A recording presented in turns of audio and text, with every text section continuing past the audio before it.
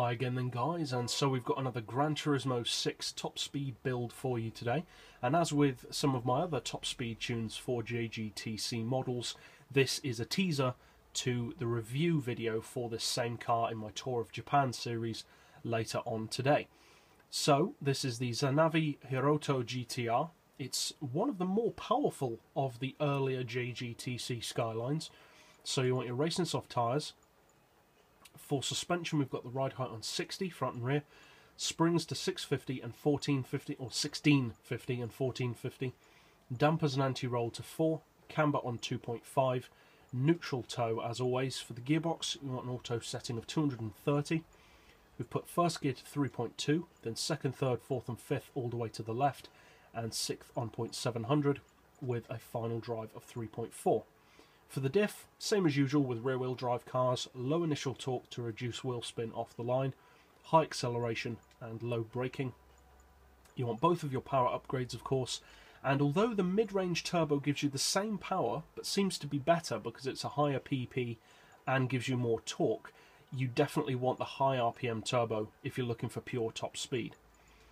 And obviously you want your downforce set as low as possible. Traction control is of course turned off, as I would always recommend doing. And so this is one of the more powerful spec Skylines of the earlier JGTC models. It's got significantly more power than cars like the Tsurumo Supra, I believe it is, or the, no, not the Tsurumo, the Denso Supra, or the Pennzoil Skyline, that kind of thing. This has quite a lot more power than those at 890 horsepower. It's actually not far off the power of some of the premium latest spec models, which is pretty impressive. And I have to say, before starting my review series for these cars, I'd never driven this car before. I'd never given it a second thought, to be honest, because I considered them all to be pretty much the same, but that's just not the case. Each JGTC model is actually surprisingly different. This one certainly is. It's got around 40 horsepower more than the Pennzoil, which is my personal favourite version of the Skyline JGTC car, and it's significantly quicker. Top speed is around 5 or 6 miles per hour higher, which doesn't sound like a huge increase, but in a race against other Super GT cars, that's quite a significant advantage. It's around, like I said, around 5 or 6 miles per hour faster than the Pennzoil, but also than the Denso Supra, for instance. They cruise at around 225-ish. This does, as you can see, around 230 or just over.